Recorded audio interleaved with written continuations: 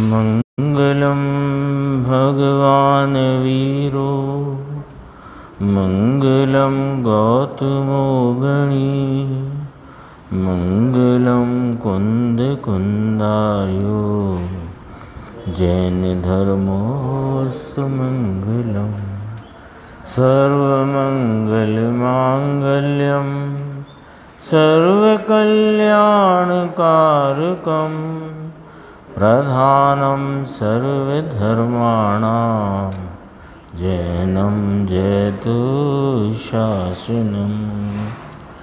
मैं नमो तीर्थनायक को नमो ओंकार वाणी को नमो उन कुंद प्रभु को जिन्होंने ओंकार धारण की। अहो उपकार जिनवर का कुंद का दिव्य वाणी का जिन कुंद ध्वनि दाता उन कहान स्वामी का। नमः समय साराय स्वानुभूत्या चकासते चित स्वभावाय भावाय सर्वभावांतरचिवे। समय सार जी परमागम ग्रंथ है। इसके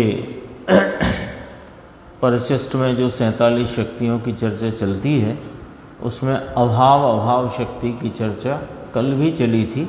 आज भी उसी पर गुरुदेव श्री का अपन ने व्याख्यान सुना और जहाँ से प्रारंभ हुआ था उसके थोड़े पंक्तियों के उपरांत या एक पेज के उपरांत है, ये देखना 527 पेज है, 413। हाँ देखो, यहाँ से ही देखते हैं। भाई तू कौन है, क्या है कि प्रभु तुझमें ऐसी एक शक्ति पड़ी है, शक्ति पड़ी है ना नाथ, तेरी चीज को संभालने से तेरी चीज में एक अभाव नाम का गुण पड़ा है। गुण है तो उस गुण का कार्य क्या?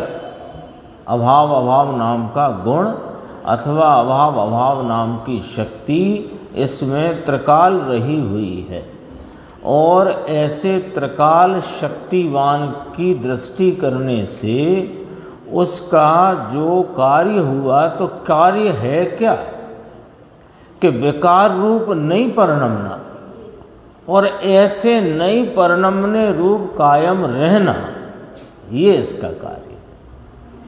यह चैतन्य भगवान अपना, यह ज्ञायक भगवान जो अपने अनंत शक्तियों का अभेद एक पुंज है, उसमें अनंत शक्तियों में अनंत गुणों के बीच एक ऐसा गुण है अभाव नाम का गुण कि जिसका कार्य ये है विकार रूप नहीं परिणमना और विकार रूप नहीं परिणमने रूप कायम रहना। अभाव ऐसी बात है, गुरुदेव कहते हैं रूखी लगे बापू। अब ये तो वीतरागी वार्ता है, वीतरागी कथा है।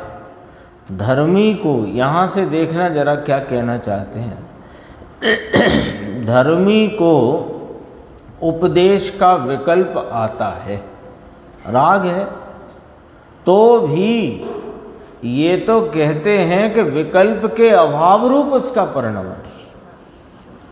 क्या कहते हैं देखो, उसकी गहराई दृष्टिवंत के परिणमन की, उसकी भेद ज्ञान की धारा और अंतर में परिणमित जो वीतरागता का जो भाव चल रहा है उसका क्या मर्म है, क्या रहस्य है, वो देखो जरा कि धर्मी को उपदेश का विकल्प आता है तो भी यह तो कहते हैं कि विकल्प के अभाव रूप उसका परिणमन है। क्या कहते हो महाराज? आचार्य अमृतचंद्र भगवान, कुंद कुंद आचार्य भगवान, सूत्र रचना का विकल्प है, शास्त्र रचना का विकल्प है, टीका का विकल्प है, उपदेश का विकल्प है, और विकल्प के अभाव रूप परिणमन है। पर्याय में व्याप्त है ये शक्ति। द्रव्य गुण पर्याय तीनों में व्याप्त है। द्रव्य तो उसका धर्मी उसको धरने वाला और धरता हुआ, धर्मी के द्वारा धारण किया हुआ स्वभाव, वो उसका पर्याय में कार्य परिणमन भाव व्याप्त है। द्रव्य में, गुण में, पर्याय में, तीनों में। तो मुमुक्षु ने पूछ भी लिया कि साहिब विकल्प के काल में ही विकल्प के अभाव रूप परिणमन है, ये कैसे हो गया कि जहां विकल्प का परिणमन है वहां धर्मी है नहीं, और जहां धर्मी है, जहां ज्ञानी साधक जीव विराजता है, परिणमता है, विराजता है, जहां ये ज्ञानी धर्मी अपने स्वरूप का आस्वादिया, स्वरूप का प्रतीतिवंत, मोक्ष मार्ग में प्रवर्तमान धर्मी साधक जहां विराजता है, जहां परिणमता है, वहां राग का अभाव है। तो साहिब ये सूत्र रचना, शास्त्र रचना का जो विकल्प है, उसके काल में भी क्या राग के अभाव रूप परिणमन है कि हाँ, जहां धर्मी है, जो धर्म की दशा है, जिस दशा में वह परिणमित है, उस दशा में, उस काल में राग का अभाव है। ये क्या किया? एक ही दशा में दो भाग के ना, ये तो तुम्हें समझाने कहा एक दशा के दो भाग। वो दशा मेरी है ही नहीं जिसमें तुम दूसरा भाग देखते हो। वो दशा तो अधर में उठाई गिरी में उत्पन्न राग की दशा है, उसका तो मेरे में अभाव रूप परिणमन है। एकदम वोल्टेज बढ़ जाना चाहिए, अपना स्वभाव की महिमा की बात है, गजब की बात है। देखो गुरुदेव श्री ने क्या जवाब दिया। विकल्प के काल में, भैया समझ में आया, विकल्प के काल में धर्मी के परिणमन में विकल्प का अभाव है, समझने जैसा है।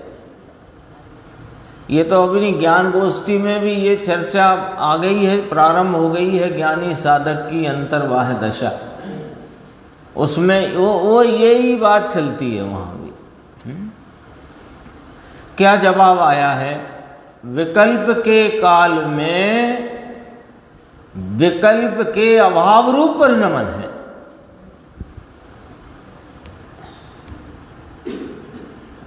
समझने जैसी बात है। तभी तो गुरुदेव ने ऊपर कहा, रूखी लगे बापू ये तो वीतरागी वार्ता है, इसमें तुम्हारी लौकिक दृष्टि, लौकिक रीति वो चलने वाली नहीं है।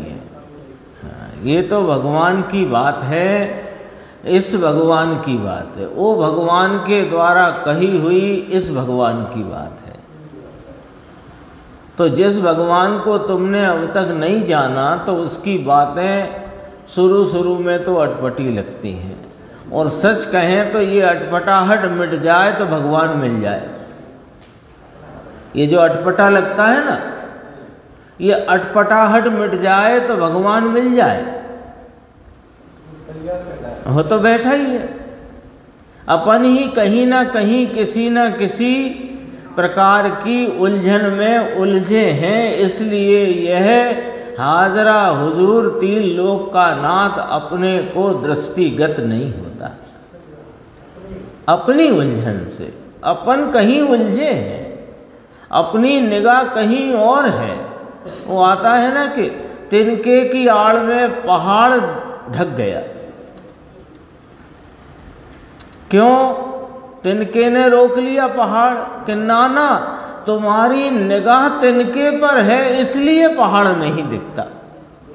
ऐसे ही किसी उलझन में किसी ना किसी, अरे ऐसे कैसे हो सकता है, अभी साधक को राग तो है, भले अल्प राग है, मुनिराज है तो संजुलन संबंधी तो है। अरे जहाँ संजुलन संबंधी राग है वहाँ धर्मी का परिणमन नहीं, और जहाँ धर्मी का परिणमन है वहाँ संजुलन संबंधी राग नहीं। एकदम ऊंची बात करी है मुनिराज की। साधक के रूप में बात ऊंची करना है तो मुनिराज की बात करो, और साधक के रूप में नीची बात करना है तो अविरति सम्यक दृष्टि चौथे गुण स्थान की बात करो। विकल्प राग है ना, तो राग कहाँ है? यही तो बात चल रही है कि राग राग के परिणमन में है कि राग धर्मी के परिणमन में है।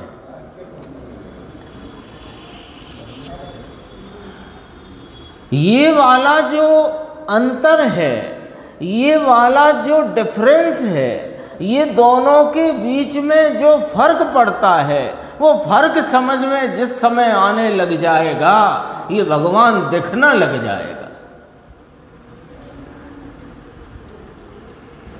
राग है कि हाँ है, तो कहाँ है? कि वो राग में है। राग के परिणमन में धर्मी आता ही नहीं, और धर्मी के परिणमन में राग आता नहीं। ये अभाव शक्ति की बात है। अभी तो इसके ध्रुवोपादान और क्षणिकोपादान की चर्चा ली, बहुत गजब की चर्चा है। अभी आगे बढ़ते हैं। देखो, नहीं भवते हुए अप्रवर्तमान, वर्तमान में पर्याय में विकार का प्रवर्तन नहीं है। लो पहले ये पॉइंट पकड़ लो, ऊपर से ही आई ना बात राकेश भाई। देखो, धर्मी को उपदेश का विकल्प आता है तो भी ये तो कहते हैं विकल्प के अभाव रूप उसका परिणमन है। प्रश्न पूछा कि साहिब विकल्प के काल में विकल्प के अभाव रूप परिणमन है कि हाँ, विकल्प के काल में विकल्प के अभाव रूप परिणमन है। तो नतीजा क्या निकला? पॉइंट क्या आया कि वर्तमान में पर्याय में विकार का प्रवर्तन नहीं है। लो, वर्तमान में पर्याय में विकार का प्रवर्तन नहीं है। क्यों? कि जो धर्मी की, साधक की, मोक्ष मार्गी की जो पर्याय है अथवा दृष्टिवंत की जो पर्याय है, उस पर्याय में विकार का प्रवर्तन नहीं। उसने अपनी पर्याय को भी उस विकारी भाव और विकारी भाव के परिणमन से जुदा कर लिया है। देखो क्या कहते हैं, ये पहले अभाव में लिया है कि नहीं भवते हुए अप्रवर्तमान पर्याय के अभवन रूप, यानी वर्तमान में विकार अप्रवर्तमान है।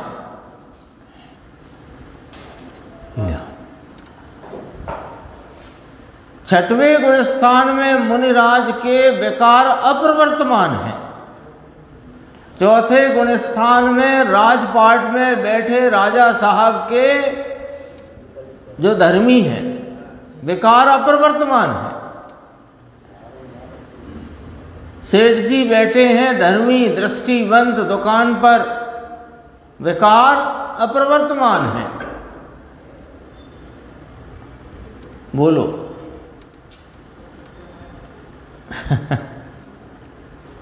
छोटे लड़के को समझ में नहीं आए तो वो क्या करे? कहते हैं इसी प्रकार, अब जरा देखना, जिम्मेदारी आती है भैया सुनने की। इसी प्रकार आत्मा समझ में नहीं आए वहां अनादि से राग में क्रीड़ा करता है, पूरा जगत बालक है। पूरा जगत बालक है। बालक कहा ऐसा आता है बहिरात्मा, अंतरात्मा, परमात्मा। तो ऐसे शरीर की 3 अवस्थाएं गिनी जाती हैं, बालक, युवा अवस्था, वृद्धावस्था। तो बहिरात्मा अज्ञानी मिथ्या दृष्टि बालक है, और जिसने अपने स्वरूप को पहचान लिया यानी समझ आ गई वो युवान है, युवा अवस्था वाला है, और अपने पूर्ण स्वभाव को प्राप्त किया वो वृद्धावस्था है।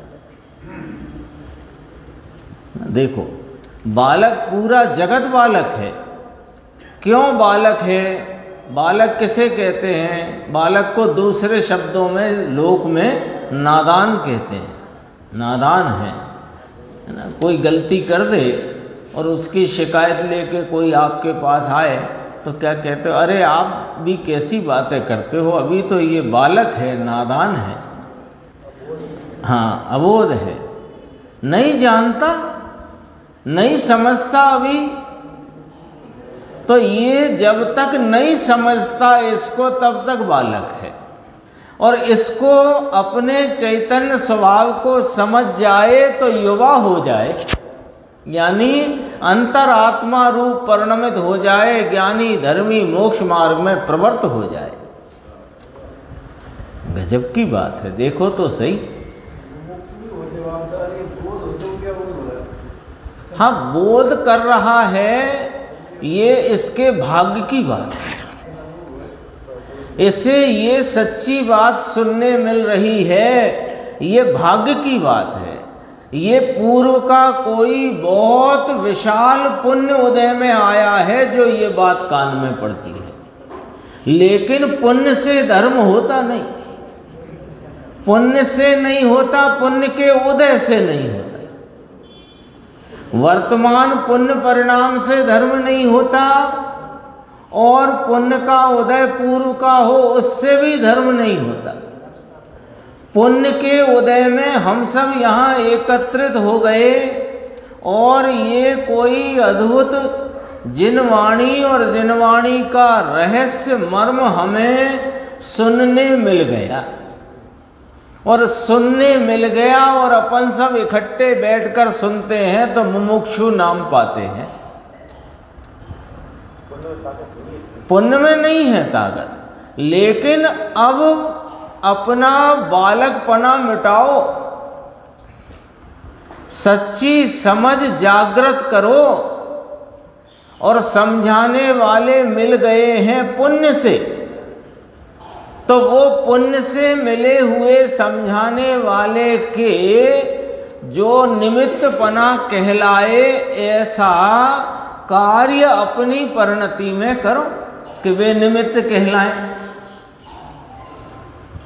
तो बोध करो, समझ करो। देखो, कहते हैं अपनी चीज क्या है उसके भान बिना इसने राग में क्रीड़ा की है। यहाँ तो कहते हैं प्रभु, एक बार तेरी दृष्टि द्रव्य के ऊपर हो और द्रव्य का स्वीकार हो तो राग रूप परिणमना वह तेरी किसी शक्ति में, द्रव्य में और पर्याय में भी नहीं है।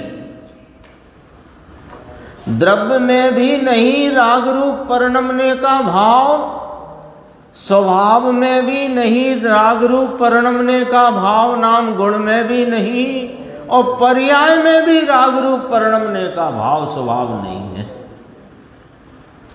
विकल्प के काल में विकल्प रूप नहीं परिणमने का स्वभाव है, और उसके परिणमन का अभाव है।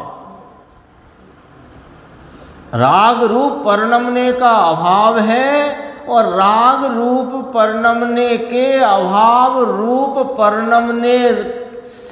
परिणमने रूप कायम रहने का स्वभाव। राग के अभाव रूप परिणमने का कायम स्वभाव है।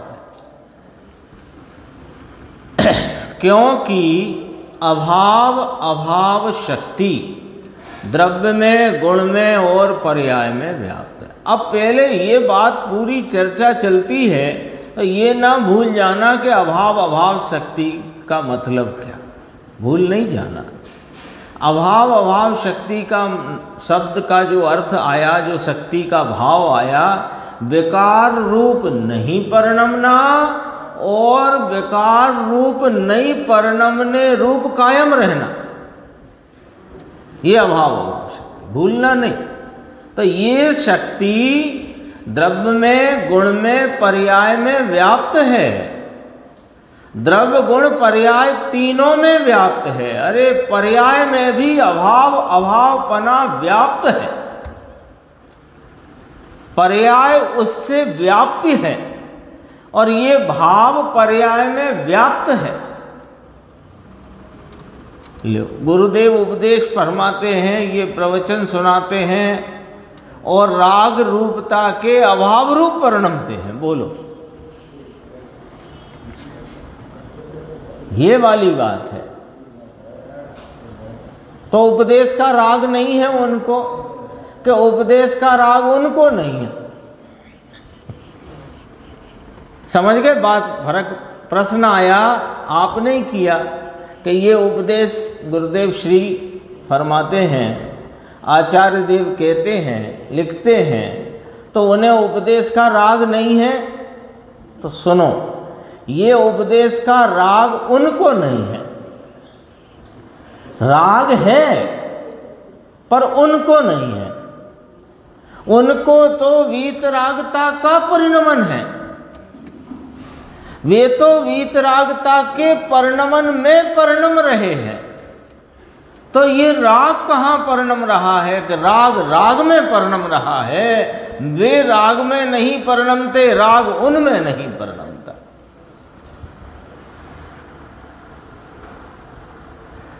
एक बार तो है ना, अभी कहा था वोल्टेज बढ़ जाने चाहिए अंदर में, ऐसा कोई अद्भुत स्वभाव, इस स्वभाव की महिमा आनी चाहिए, ये वाली बात है। 531 पेज पे चलते हैं। देखो नीचे गुरुदेव बोल के आगे बढ़े थे, प्रभु ने गजब काम किया है।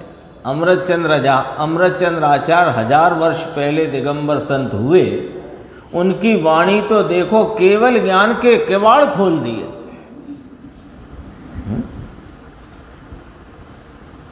अभी अभी केवल ज्ञान प्राप्त करो, अभी तो साहब अभी तो होता नहीं भरत क्षेत्र 5वें काल में। अरे केवल ज्ञान नहीं होता, ठीक है, तुमने जिस पूर्णता की अपेक्षा कथन किया, मना नहीं करते हैं, लेकिन केवल ज्ञान का अंकुर सम्यक ज्ञान अथवा केवल ज्ञान रूपी पूर्णिमा की दूज का चांद, वो तो खिलता है ना। 531 पे चलते हैं। सब नेगेटिविटी निकाल दो।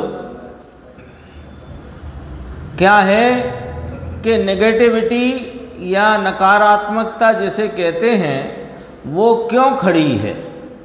बताएं क्यों खड़ी है? वो इसलिए खड़ी है कि हम बहाने बनाने में एक्सपर्ट हैं। कोई ना कोई बहाना लेकर के कोई ना कोई राग के प्रेम में बने रहना चाहते हैं। जरा मैं उल्टा बोला, बोलना ऐसा चाहिए था कि कोई ना कोई बहाना बना करके इस चैतन्य आत्मा के, इस चैतन्य तत्व के निर्णय को नहीं करते, कहना यही था। लेकिन कहा वो क्यों कि वहीं पड़ा है ना, तो कोई ना कोई बहाना बनाकर राग के प्रेम को नहीं छोड़ना चाहता, राग के प्रेम में रहना चाहता है। और राग के प्रेम में रहते रहते इस वीतरागी भगवान को भी, भगवान ने भी ठान ली है कि मैं तो दर्शन देता नहीं, ऐसे राग के परिणाम में और राग के प्रेम में। देखो ये अपन आ गए 531 पर, वहाँ देखना आप जरा पेज नंबर 417 है। देखो, दूसरे प्रकार से कहें तो अभाव शक्ति जो है, शक्ति, तो शक्ति कैसी होती है वस्तु में? त्रिकाली, और उसका व्यक्ति नाम परिणमन होता है पर्याय में। बस ये दो बात आ गई ना ख्याल में। अब देखो, अभाव अभाव शक्ति जो है उसमें दो उपादान हैं, एक ध्रुव उपादान और एक क्षणिक उपादान। ध्रुव उपादान कौन? कि ये अभाव अभाव शक्ति वस्तु में त्रिकाल रही हुई है, ये ध्रुव उपादान। और ऐसी वस्तु की दृष्टि होते ही जो परिणति में अभाव अभाव शक्ति का परिणमन हुआ, ये क्षणिक उपादान। कायम शक्ति पड़ी है वह ध्रुव उपादान है, और वर्तमान में क्षणिक राग रहित परिणमन है वह क्षणिक उपादान है। पर्याय में क्षणिक उपादान और ध्रुव में नित्य उपादान। इस शक्ति के दो रूप हैं, प्रत्येक शक्ति के दो रूप। समझ में आया? ये शक्ति, अभी तो बात किसकी चलती है? अभाव अभाव शक्ति। तो अभाव अभाव शक्ति, इसके दो रूप। कैसे दो रूप? कि अभाव अभाव शक्ति वस्तु में त्रिकाल रही हुई है, ये इसका ध्रुव उपादान, नित्य उपादान। और इस ध्रुव उपादान स्वरूप वस्तु के दृष्टि हुई, उसका आलम्बन आश्रय हुआ, तो परिणति में अभाव अभाव शक्ति का परिणमन हुआ, ये इसका क्षणिक उपादान। कहना क्या है इस बात से? कि वो पर्याय में व्याप्त है, ये कहना है। द्रव्य गुण में व्याप्त है, ये हुई बात ध्रुव उपादान की। पर वो पर्याय में भी व्याप्त है, ये वाली बात बताना है, तो ये क्षणिक उपादान। अब देखो क्या कहते हैं। यह शक्ति अनंत गुण में व्याप्त है, एक एक शक्ति अनंत गुण में निमित्त है। ये त्रिकाली शक्ति जो है, कौन सी? जैसे ध्रुव उपादान कहा, अभाव अभाव शक्ति नित्य रूपता से, ध्रुव रूपता से वस्तु में त्रिकाल रही हुई है। तो ये जो शक्ति है वो पारिणामिक भाव से है, परंतु राग रूप नहीं परिणमना। ऐसी जो निर्मल पर्याय है वह उपसम क्षयोपसम क्षायक भाव से है, उदय भाव तो यहां लिया ही नहीं। अब आगे देखो, अब यहां से बात पकड़ना। पांच भाव हैं, पांच भाव में पारिणामिक भाव, ध्रुव भाव, निरपेक्ष भाव, अनादि अनंत भाव, द्रव्य स्वभाव रूप भाव, पारिणामिक भाव। ठीक है। दूसरा इधर बीच में जगह छोड़ दो, इधर उदय भाव, विकारी भाव, स्वभाव से विपरीत भाव, मलिन भाव, स्वभाव का नहीं वो वाला भाव। ठीक है। और बीच में ले तीन, पांच के कर दिए तीन, पांच के कर दिए तीन। पारिणामिक भाव ध्रुव स्वरूप भाव, उदय भाव स्वभाव से विपरीत, स्वभाव का नहीं, मलिन अशुचि, संसार भाव, उदय भाव। और बीच में रहे औपसमिक, छायोपसमिक और छायक भाव। ये निर्मल भाव, औपसमिक भाव, छायोपसमिक भाव, छायक भाव, ये निर्मल भाव। ये जो पारिणामिक भाव है वो ध्रुव उपादान स्वरूप नित्य भाव।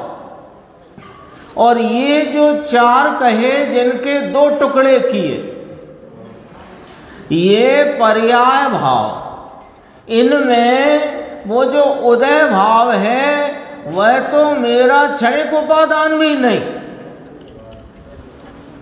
क्यों? क्योंकि वो तो स्वभाव से विपरीत भाव, और जो स्वभाव के अनुरूप भाव वे औपसमिक भाव, छायोपसमिक भाव और छायक भाव। तो ये जो शक्ति है अभाव अभाव शक्ति, इसके दो रूप, ध्रुव उपादान और क्षणिक उपादान। वो तीसरा तो गया बाहर, तीसरा गया बाहर। तो उपदेश के काल में भी जो उपदेश का भाव है वो तीसरा भाव है, और वो भाव मेरे में परिणमता नहीं, मैं उसमें परिणमता नहीं। मैं तो पारणामिक भाव स्वरूप रहा हुआ अपने स्वरूप के आलंबन में वर्तता हुआ इन तीन भावों में वर्तता हूं, औपसमिक क्षाय, उपसमिक और क्षाय। फिर आगे गुरुदेव ने कहा उपसम भाव तो अल्पकाल का है, मूल तो क्षाय, उपसमिक और क्षाय के लेना। आया था ना? हैं? बाउंड्री के बाहर है, स्वभाव की बाउंड्री से बाहर है। यद्यपि ये जीव की परिणति में अनादि से राग रूपी उदय भाव, संसार भाव, मलिन भाव, असुचि भाव, विपरीत भाव, विभाव भाव अपना नहीं है, वो वाला भाव अपनी परिणति में बरतता है, लेकिन वह मेरी स्वभाव की बाउंड्री से बाहर है। वो मेरे स्वभाव रूपता का भाव ही नहीं है। तो है तो सही है, वो वहां है, मुझ में कहां है? एक बार ऐसे सोचना तो प्रारंभ करो, एक बार ऐसा विचार में लेना तो प्रारंभ करो। है तो सही राग, भगवान की भक्ति का राग नहीं है। अभी स्वाध्याय चलती है तो स्वाध्याय सुनने का, विचारने का राग नहीं है ना? पर राग राग में है बाबूजी, आप में कहां? मेरे में नहीं है।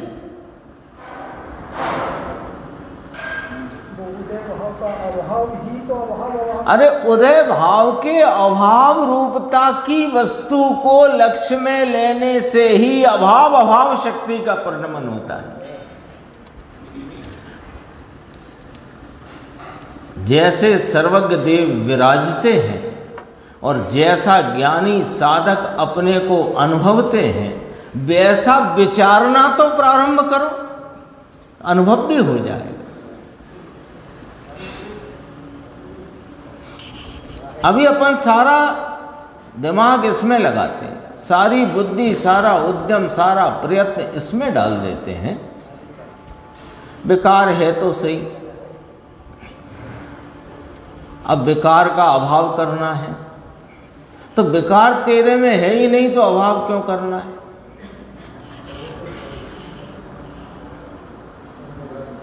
एक बात तो फिर क्या है ही नहीं साहब? अरे जहां है वहां मैं नहीं रहता, जहां है वहां मैं नहीं रहता, और मैं जहां रहता हूं वहां राग नहीं रहता। तो पदार्थ पने तो एक ही है। बहुत अब जब निर्णय करने जाओगे तो अनेक प्रकार के प्रश्न उठेंगे, सबका समाधान भी चाहिए, तभी तो निर्णय की स्पष्टता होगी।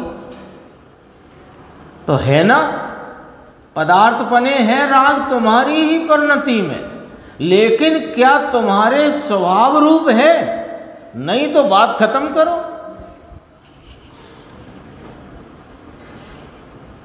बात खत्म करो। घर में होता है ना, देखो थोड़ा टेढ़ा मेढ़ा उदाहरण है।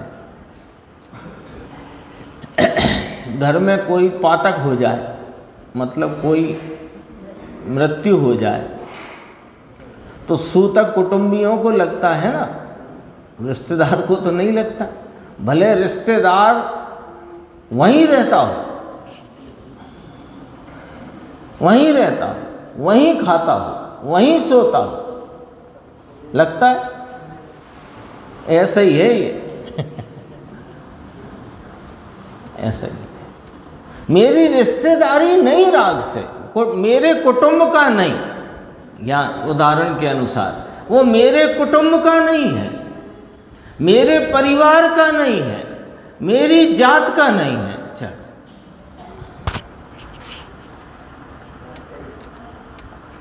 बहुत गजब की बात है। एक पंक्ति गुरुदेव की वो भाव जगा देती है जिसकी जागृति में संसार की हलचल अस्त हो जाए।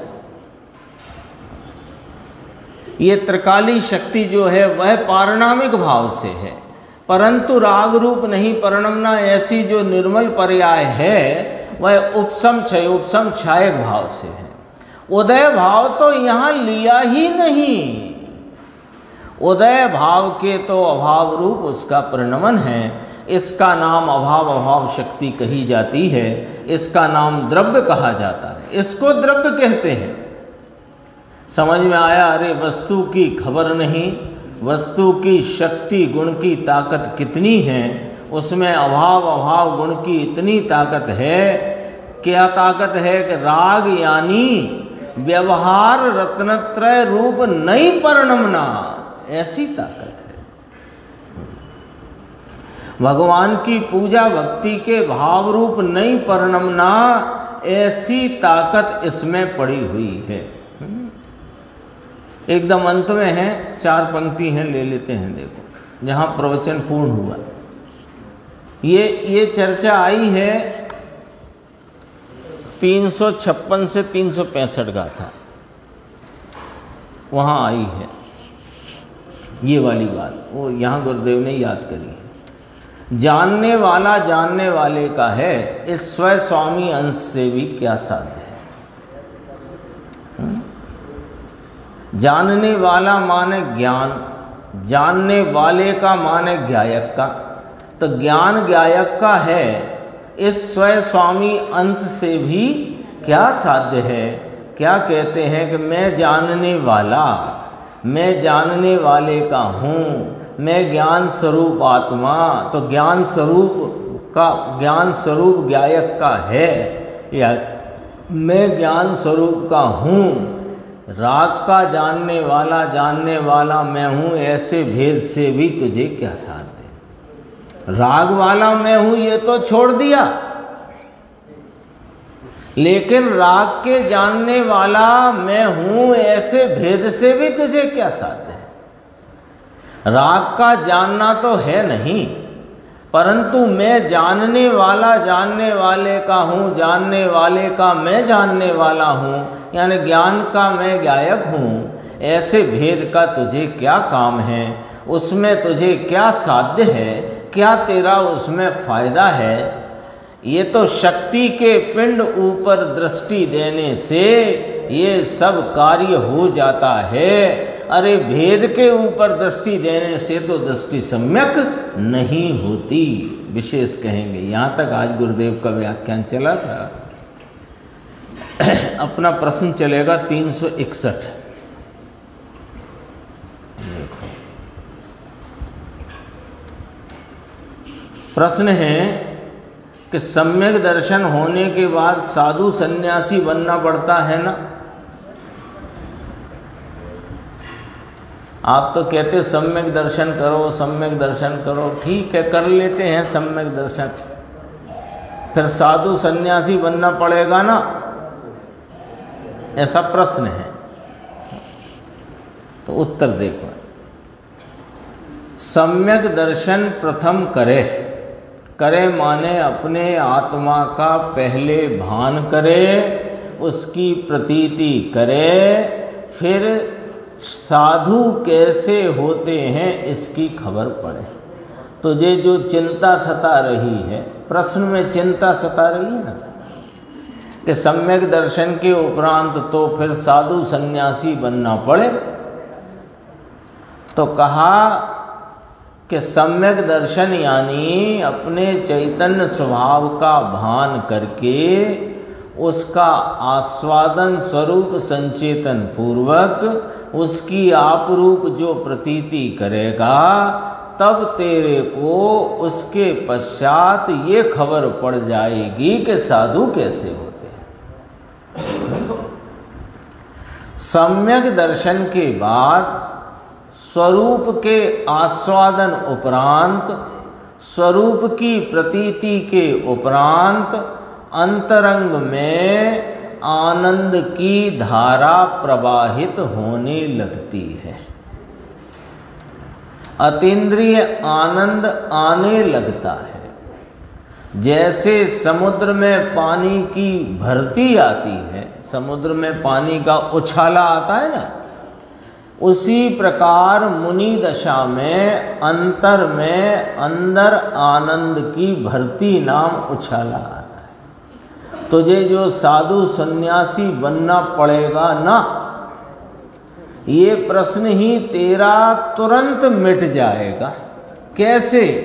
कि इस अतीन्द्रिय आनंद स्वरूप अपने चैतन्य स्वरूप की खबर पड़ते ही, उसमें आपरूपता की प्रतीति होते ही तेरे अंतरंग में अतीन्द्रिय आनंद की धारा प्रवाहित होने लगेगी और उस अतीन्द्रिय आनंद की धारा की बढ़वारी होने लगेगी और उसकी बढ़वारी होते होते अंतरंग में ऐसी वीतरागता की प्रचुर स्वय संवेदन रूप धारा वर्तती है कि वो मुनि दशा बाह्य में स्वयं सहज आती है और अंदर में वीतरागता प्रचुर स्वय संवेदन से उछलती है। घबराने की जरूरत नहीं है। अब ये भय संबंधी कुछ प्रश्न हैं। 362 सम्यक दृष्टि सप्त भय रहित होता है, कहते हैं ना, सप्त भय से रहित है। वो आता भी बच्चों की पाठशाला में है ना, कौन सा बात, सप्त भयों से नहीं डरेंगे, है ना? सम्यक दर्शन प्राप्त करेंगे, ऐसा ही कुछ है। सम्यक दृष्टि सप्त भय रहित होता है। किंतु मुनि तो कहते हैं कि हम भव से डरते हैं, इसका क्या अभिप्राय है? उसमें भी लिया महावीर अष्टक में, है ना, तुम वैद हो निरपेक्ष जग में मोह से आरोग्य को, महावीर भगवान की भक्ति है ना। उत्तम गुणों संयुक्त भव भय भीत साधु शरण हो। जो साधु भव के भय से भयभीत हैं उनको आप शरण रूप हो, ऐसी भक्ति है ना महावीर अष्टक में। तो ये देखो, यही प्रश्न है। मुनिराज तो कहते हैं हम भव से डरते हैं, भव से भयभीत हैं हम, और वे तो सप्त भय रहित होते हैं सम्यक दृष्टि। तो इसका क्या अभिप्राय है? संक्षिप्त उत्तर है, ये तो चतुर्गति के भव का भय लगा है। अर्थात भव का भय क्या होता है, ये समझना जरा। यहाँ पर बहुत ही मार्मिक जवाब है। भव के कारण रूप भाव से डरकर भव रहित भगवान की ओर अंतर्मुख जाना चाहते हैं, वहीं रहना चाहते हैं, वहीं जमना चाहते हैं, इसलिए ऐसा कहते हैं। समझ में आई बात? समझ में? भव से डरने का मतलब ये नहीं है कि अरे रे नरक में जाऊंगा तो औंधे मुंह गिरूंगा और स्वर्ग में जाऊंगा तो वहाँ भी बहुत प्रकार के दुख हैं, मनुष्य में तो दिख ही रहे हैं और त्रियंच के दुख भी अपन देख ही रहे हैं। ऐसे भवों से तो भैया मुझे डर लग गया है। तो ऐसे भव से तो ऐसा भय जो अज्ञानी को होता है, ऐसा भय ज्ञानी को नहीं होता। मुनिराज कहते हैं हम तो भव के कारण रूप इस राग बैरी से डरते हैं।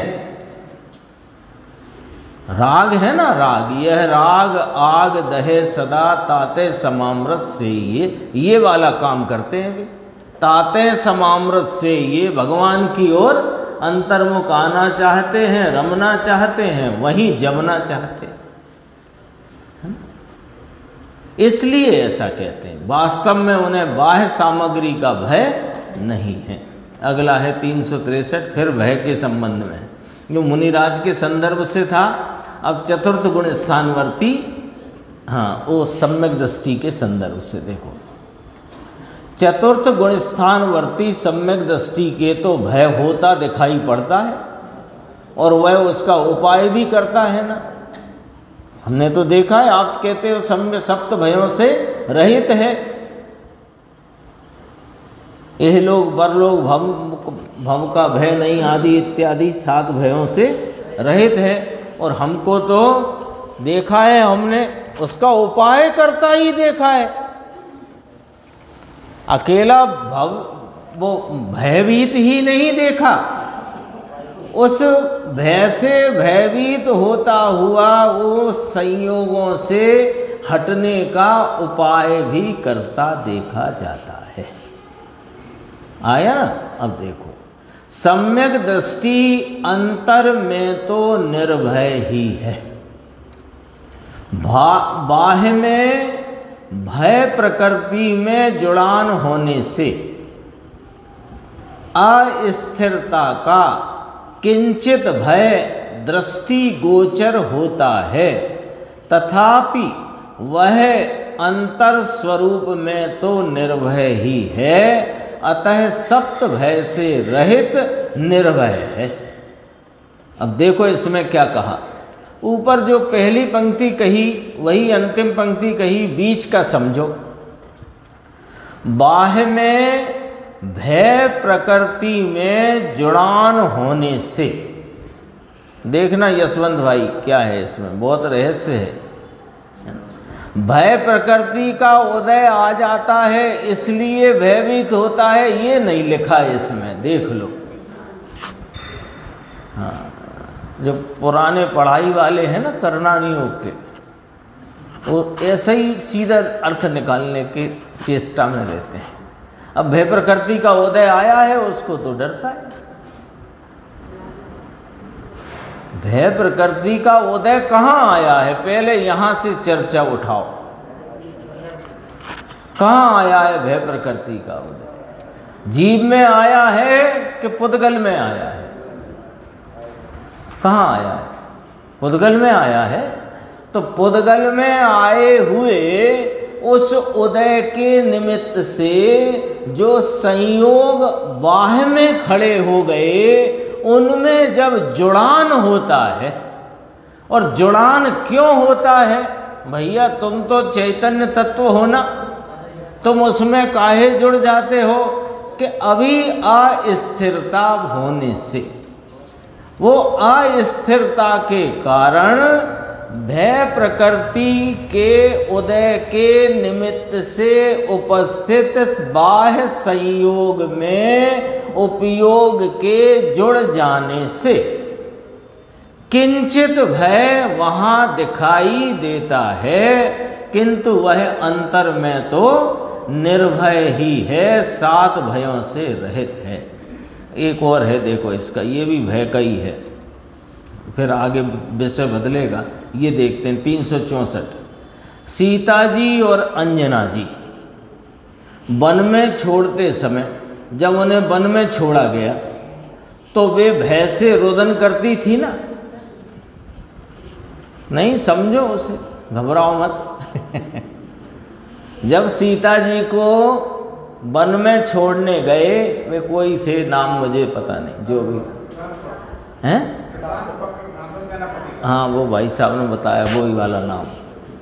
तो वो छोड़ने गए तो वे रुदन करती थी। अंजना जी का भी ऐसा ही प्रसंग था।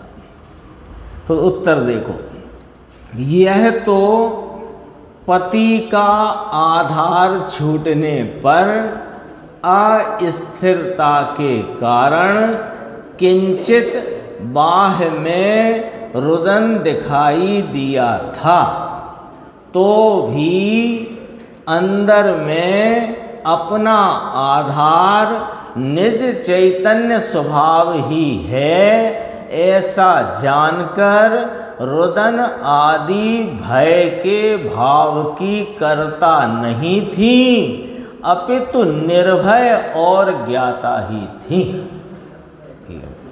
ये क्या हुआ, इसे ऊपर वाले से जोड़ दो। बाह्य में भय प्रकृति में जुड़ान होने से अस्थिरता का किंचित भय दिखाई देता है। अब वो बात याद रखकर यहां देखो, बाह्य में जो पति का संयोग और आधार था वह छूटता था, तो वह छूटता था माने पति से वियोग होता था ना, तो पति से वियोग होते अस्थिरता के कारण,